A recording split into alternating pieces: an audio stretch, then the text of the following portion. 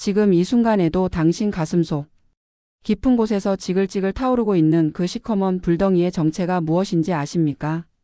사소한 말 한마디에 불같이 화를 내고는 돌아서서 가슴을 치며 뼈저리게 후회해 본 적 없으십니까?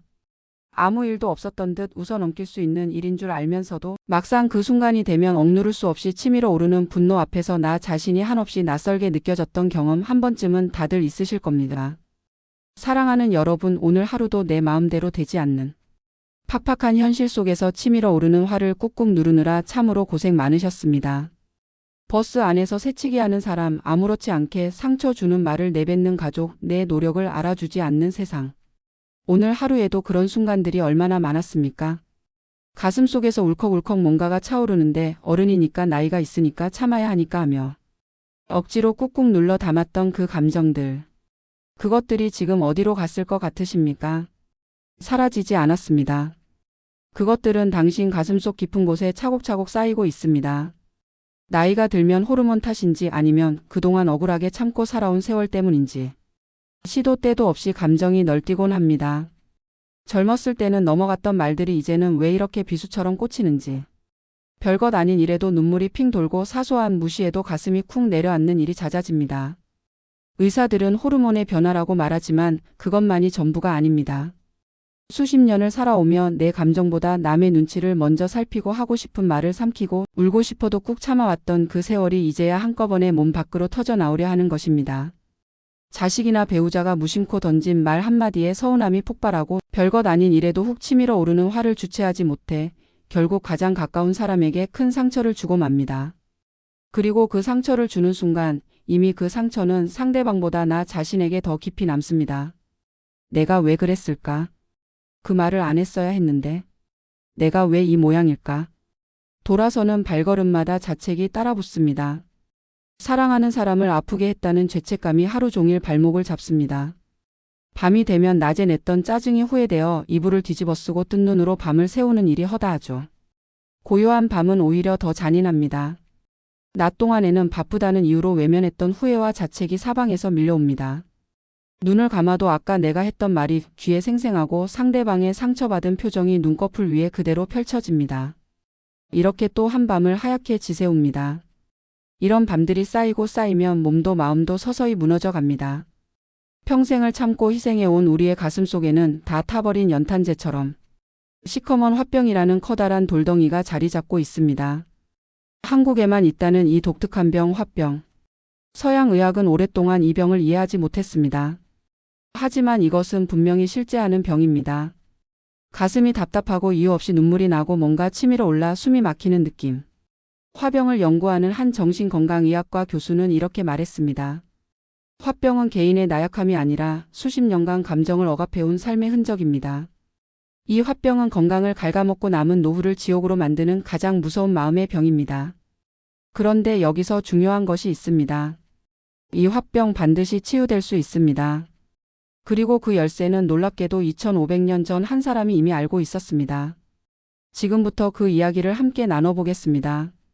잠깐 지금 이 질문을 자신에게 한번 해보십시오. 10년 전에 당신을 그토록 분노하게 만들었던 그 일, 지금도 여전히 그만큼 화가 나십니까? 아마 대부분은 고개를 가로저으실 겁니다. 당시에는 세상이 무너지는 것 같았던 그 일이 지금은 그냥 흘러간 옛날 이야기가 되어 있습니다. 이 단순한 사실 하나가 오늘 제가 여러분께 드리고 싶은 이야기의 핵심입니다. 내 속을 시커멓게 태우는 그 무서운 분노와 우울함이 사실은 진짜 내 모습이 아니라는 것을 알고 계십니까? 지금 이 순간 불처럼 타오르는 분노가 내 전부인 것처럼 느껴지실 때가 있을 겁니다.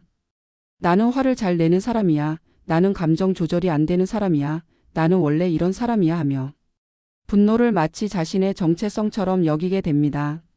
하지만 그것은 착각입니다. 그것은 당신의 진짜 얼굴이 아닙니다. 감정의 기복에 휘둘려 헐떡이는 우리에게 석가모니 부처님은 이렇게 말씀하셨습니다. 감정은 하늘을 지나가는 날씨와 같이 변하는 것임을 알아라. 2500년 전의 말씀이지만 지금 이 순간에도 이 말의 울림은 조금도 낡지 않았습니다. 아니 어쩌면 감정의 홍수 속에서 허우적대는 현대인에게 이 말은 그 어느 때보다 더 절실하게 필요한 말일지도 모릅니다. 우리는 화가 날 때 내가 화가 났다며 나와 분노를 하나로 꽁꽁 묶어버립니다. 영어로는 I am angry라고 표현하죠. 나는 화이다라는 뜻입니다. 나와 화가 완전히 하나가 되어버립니다. 그런데 실제로 동양의 오래된 언어들, 특히 불교 경전의 언어에서는 분노가 나를 통해 일어나고 있다라고 표현합니다. 나는 분노 그 자체가 아니라 분노가 잠시 스쳐 지나가는 공간이라는 뜻입니다. 이 작은 언어의 차이 안에 엄청난 지혜가 담겨 있습니다. 하지만 지혜로운 사람은 하늘에 새까만 먹구름이 낀다고 해서 하늘 자체가 영원히 까맣게 변했다고 착각하지 않습니다. 생각해 보십시오. 오늘 하늘에 먹구름이 가득 끼고 천둥이 치고 번개가 친다고 해서 우리는 하늘이 사라졌다고 생각하지 않습니다. 저 먹구름 뒤에 하늘이 있다는 것을 압니다. 먹구름은 잠시 머물다 거센 바람이 불면 흩어지는 비구름일 뿐 그 뒤에는 항상 맑고 푸른 본래의 하늘이 존재합니다. 구름이 아무리 짙고 어두워도 그것이 하늘의 본래 모습을 바꿀 수는 없습니다. 우리의 마음도 이와 같습니다. 치밀어 오르는 화와 서글픔은 나를 영원히 지배하는 주인이 아니라 그저 오늘 내 마음의 하늘을 잠시 스쳐 지나가는 요란한 소나기일 뿐이라는 사실을 깨달아야 합니다. 지금 이 순간 당신의 가슴 속에서 이글이글 타오르는 그 분노, 그것은 당신이 아닙니다. 그것은 지금 당신의 마음 하늘을 지나가는 먹구름입니다. 그 구름이 거치고 나면 언제나 그래왔듯이 당신의 본래 하늘이 드러날 것입니다. 여기서 제가 여러분께 드리고 싶은 한 가지 숙제가 있습니다. 오늘 하루 분노가 밀려올 때 속으로 딱 한 문장만 말해 보십시오. 이것은 나가 아니라 지금 내 마음을 지나가는 구름이다. 처음에는 어색하고 낯설게 느껴질 것입니다. 하지만 이 한 문장이 당신의 인생을 바꿉니다. 왜 그런지 그 구체적인 방법을 지금부터 말씀드리겠습니다. 여러분, 이 방법은 너무 간단해서 오히려 믿기지 않으실 수도 있습니다. 하지만 세계 최고의 명상 지도자들과 신경과학자들이 동시에 검증한 이 방법 끝까지 들어보시면 반드시 오늘 밤부터 써보고 싶어지실 겁니다. 펄펄 끓어오르는 냄비 뚜껑을 맨손으로 덥석 잡았다가 끔찍한 화상을 입어보신 적 있으십니까? 감정이 격해졌을 때 그 감정 속으로 푹 빠져드는 것은 끓는 냄비에 맨손을 집어넣는 것과 같이 위험합니다. 우리는 본능적으로 강렬한 감정이 밀려오면 그 안으로 빠져들어갑니다. 화가 치밀면 더 화가 나는 이유를 찾고 서럽고 억울하면 더 서럽고 억울했던 기억들을 끌어모읍니다. 감정이 감정을 먹고 더 커지는 악순환의 고리가 만들어지는 것입니다. 석가모니가 알려주는 감정 조절의 핵심은 바로 한 걸음 물러서서 관찰하기입니다. 불교에서는 이것을 알아차림 혹은 산스크리트어로 사티SATI라고 부릅니다. 최근 서양의 신경과학자들이 뇌 영상 연구를 통해 이 알아차림의 효과를 과학적으로 증명했습니다. 감정을 언어로 이름 붙이는 순간 뇌의 편도체, 즉 감정 반응을 담당하는 부위의 활성화가 즉각적으로 낮아진다는 것입니다. 2500년 전 부처님의 지혜를 현대 과학이 증명한 것입니다. 누군가의 무례한 말에 훅 하고 핏대가 서며 분노가 치밀어 오를 때 무작정 화를 터뜨리거나 억지로 꾹꾹 눌러 참지 마십시오. 화를 터뜨리면 관계가 무너지고 자신이 무너집니다. 억지로 참으면 그 화는 몸속에 남아 결국 화병이 됩니다. 이 두 가지 방법 모두 우리를 망가뜨립니다. 그러니 터뜨리지도 말고 억지로 참지도 마십시오. 대신 다른 길을 걸으십시오. 대신 속으로 숫자를 딱 3초만 세며 이렇게 조용히 속삭여 보십시오. 아, 내 마음속에 지금 화라는 먹구름이 몰려왔구나. 하나, 둘, 셋. 이 3초 동안 일어나는 일을 설명해 드리겠습니다. 화가 치밀어 오르는 순간 뇌의 가장 원초적인 부위인 편도체가 활성화되면서 이성을 담당하는 전두엽의 기능이 잠시 차단됩니다. 이것을 과학자들은 편도체 납치 에미그달러 하이잭라고 부릅니다. 말 그대로 감정에게 뇌를 납치당하는 것입니다. 그런데 바로 이때 자신의 감정을 언어로 이름 붙이는 행위, 즉 화라는 먹구름이 왔구나라고 말하는 순간 전두엽이 다시 개입하기 시작합니다. 이 짧은 3초가 이성과 감정의 전쟁에서 이성이 뛰어들 수 있는 결정적인 문을 열어주는 것입니다. 마치 남의 마음을 구경하듯 내 감정에 이름표를 붙여 가만히 바라보는 순간 나와 감정 사이에 안전한 거리가 생겨납니다. 이것이 핵심입니다. 나와 감정이 하나가 아니라 나는 감정을 바라보는 관찰자가 되는 것입니다. 축구 선수가 그라운드 안에 있을 때는 전체 전황이 보이지 않습니다. 하지만 경기장 밖 관중석에 앉으면 모든 것이 보입니다. 감정에 이름을 붙이는 것은 감정의 그라운드에서 한 걸음 물러나 관중석에 앉는 것과 같습니다. 이 3초의 찰나가 나를 삼키려던 분노의 불길에 시원한 얼음물을 끼얹고 이성을 되찾게 하는 기적을 만듭니다. 처음에는 3초가 너무 짧게 느껴지실 수 있습니다. 연습이 필요합니다. 하지만 포기하지 마십시오. 이 방법을 3주만 꾸준히 연습한 사람들은 자신도 놀랄 만큼 달라진 자신을 발견합니다. 예전에는 순식간에 불꽃이 되어 폭발했던 상황에서 이제는 잠시 멈추고 호흡할 여유가 생기기 시작합니다. 그리고 그 여유 속에서 비로소 선택이 생겨납니다. 화를 낼 것인지 아니면 내려놓을 것인지. 그 선택의 힘이야말로 진정한 자유입니다. 지금부터 드리는 이야기가 처음에는 억울하게 들리실 수도 있습니다. 하지만 끝까지 들으시면 오히려 홀가분하게 분노를 내려놓을 수 있는 이유를 찾게 되실 겁니다. 미운 사람에게 복수하겠다며 매일 밤 맹독이 든 사약을 당신 스스로 들이켜고 계시지는 않습니까? 이 말이 낯설게 들리실 수 있지만 사실 이것이 분노의 진짜 모습입니다. 누군가에게 분노할 때 우리는 그 사람을 향해 화살을 쏘는 것이라고 생각합니다. 하지만 그 화살은 날아가기 전에 먼저 화를 쥔 손을 베어버립니다. 우리는 나를 화나게 한 사람을 징벌하겠다는 명목으로 분노를 터뜨리지만 그 분노가 가장 먼저 잔인하게 파괴하는 것은 바로 다름 아닌 당신 자신의 연약한 몸과 마음입니다. 이것은 감성적인 이야기가 아니라 차가운 의학적 사실입니다.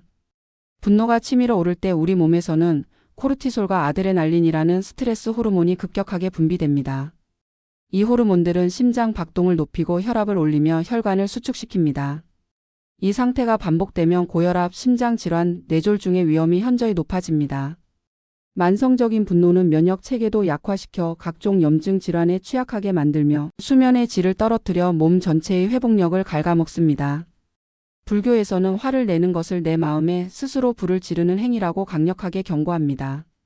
불교 경전에는 이런 말이 있습니다. 분노는 뜨거운 숯을 맨손으로 집어 남에게 던지려는 것과 같다. 누가 가장 먼저 타는가? 바로 그것을 쥔 당신의 손이다. 이 비유가 얼마나 정확한지 생각해 보십시오. 화를 품고 살아가는 사람은 그 화의 열기로 인해 매 순간 자신이 타들어가고 있습니다. 화를 낼 때마다 혈압이 오르고 가슴이 턱턱 막히며 맑은 피가 탁해집니다.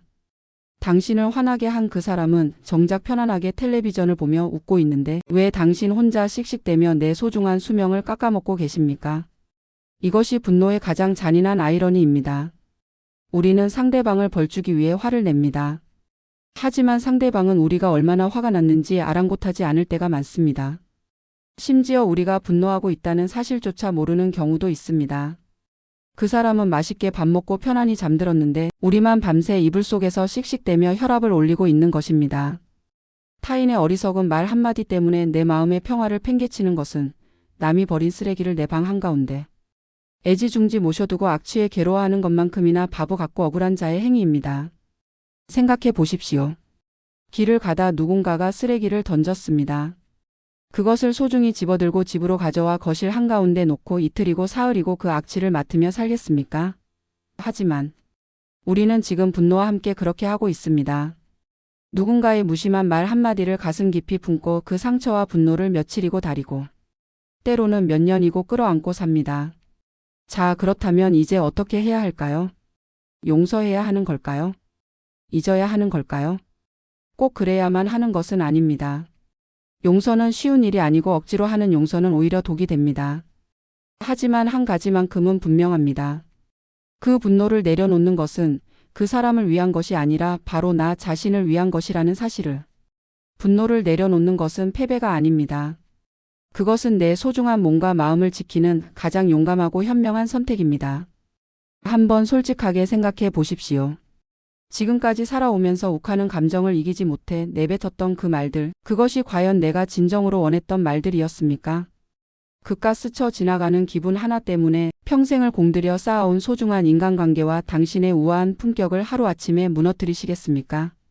화가 나서 내뱉은 말은 칼날과 같습니다. 말을 한 사람은 곧 잊어버리지만 그 말을 들은 사람은 평생을 기억합니다. 특히 가장 가까운 사람에게 방어막 없이 속속들이 들어가는 그 말들이 얼마나 깊은 상처를 남기는지 우리는 너무나 잘 압니다. 왜냐하면 우리 자신도 그런 말에 찔려 아파본 경험이 있기 때문입니다. 나이가 들수록 어른의 품격은 얼마나 비싼 명품 옷을 입었는가가 아니라 얼마나 내 감정을 평온하고 잔잔하게 다스릴 수 있는가에 달려 있습니다. 흔들리지 않는 것이 아닙니다. 파도가 치더라도 물밑 깊은 곳은 고요한 바다 깊은 곳처럼 흔들리면서도 결국 중심을 잃지 않는 것, 그것이 진정한 어른의 모습입니다. 바람에 쉽게 쓰러지는 것은 뿌리가 얕은 나무입니다.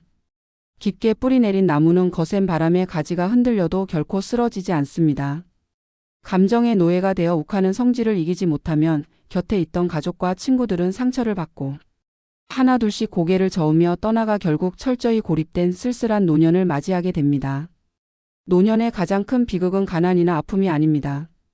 곁에 아무도 없는 것입니다. 내 이야기를 들어줄 사람, 같이 밥 한 끼 먹을 사람, 힘들 때 손 잡아줄 사람. 이 소박한 것들이 얼마나 소중한지 나이가 들수록 뼈저리게 느끼게 됩니다. 그런데 이 소중한 것들이 감정의 폭발로 인해 서서히 떠나갑니다. 한 번의 폭발이 쌓이고 쌓이면 사람들은 당신 곁에 있기를 두려워하게 됩니다. 분노와 우울함이 거센 파도처럼 몰려올 때면 그 감정에 내 인생의 운전대를 결코 넘겨주지 마십시오. 상상해 보십시오. 지금 당신이 자동차를 운전하고 있습니다. 그런데 갑자기 누군가가 뛰어들어 운전대를 빼앗습니다. 그 운전대를 빼앗은 사람은 눈이 먼 채로 마구잡이로 핸들을 돌립니다. 공포스럽지 않겠습니까? 감정의 운전대를 넘기는 것이 바로 이와 같습니다. 분노가 운전대를 잡으면 차는 내가 가고 싶은 곳이 아니라 분노가 이끄는 곳으로 달려갑니다. 그리고 그 끝에는 대부분 후회와 상처만이 남습니다. 감정은 내가 잠시 입었다 벗는 외투와 같습니다. 외투가 마음에 들지 않으면 훌훌 벗어버리면 그만입니다. 오늘 추우면 두꺼운 외투를 입고 날이 따뜻해지면 벗으면 됩니다. 외투가 나의 전부가 아닌 것처럼 지금 내가 느끼는 감정도 나의 전부가 아닙니다. 나는 그 감정보다 훨씬 더 깊고 훨씬 더 넓고 훨씬 더 고요한 존재입니다. 감정은 스쳐 지나가지만 나는 남습니다.